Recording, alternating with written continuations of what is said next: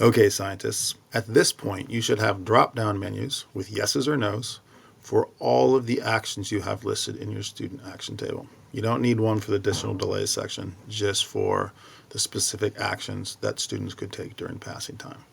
What you need to do next is write a formula that helps the spreadsheet figure out how to respond to what the menu says. And if the menu says that the student does take that action, if there's a yes there, you want the spreadsheet to put a number of seconds that it takes to do that action in the added time column. If it doesn't, there's no added time that will take away from the time the student has to move, so you want it to put a 0. Okay?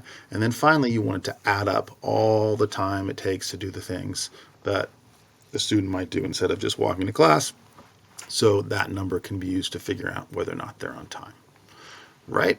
So we want a formula here in cell H4 that will respond to what it says in cell G4, either yes or no.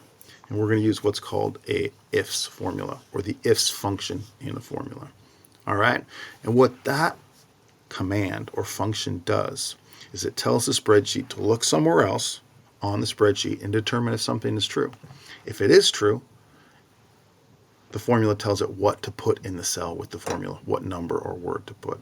If it's not true, you're going to tell it to look for something else to see if that's true and put something different there.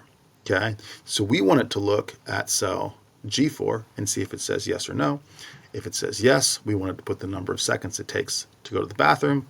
If it says no, we want it to put 0. All right? So to do that, we start with an equal sign, just like any other formula, and then type in IFS. That's the name of the function for your formula. Now you're going to give it a condition to look for first after you put a parentheses. So you want it to look at cell G4 and see if G4 says yes. So to tell it that, you type in G4 to tell it where to look.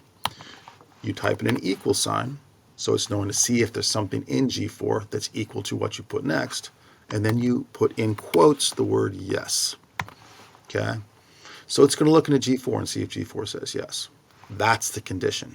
If that condition is true, there's the if, okay? You want it to put the number of seconds it takes to go to the bathroom. So after a comma, you're going to write the value you want if it does say yes. And let's say that was about 87 seconds, I think, was the average time the different groups calculated. Now, that might not be true. In fact, it might say no. Okay? That's the second condition. So if G4 doesn't say yes, it's going to move on and look to the new condition that you give it, which is no. So if G4 says no, then that doesn't take any time not to go to the bathroom. So we want it to put 0. All right?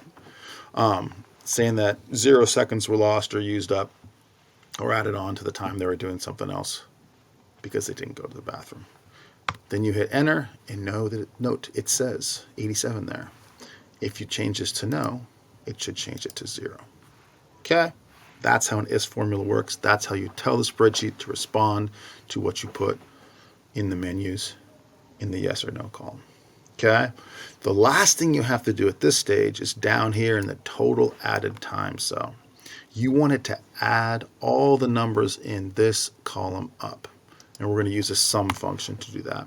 So we put equal, sum, then a parentheses, and you click on cell H4 and you drag all the way down so you've highlighted the whole column. And note it now says H4 colon H12 in your formula.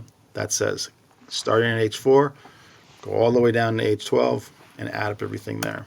Put a parentheses to finish your formula and then hit enter. Now it says 0 now because there's no numbers in there. But as you put numbers in there, it's going to add them up. All right, scientists. Hope that helps.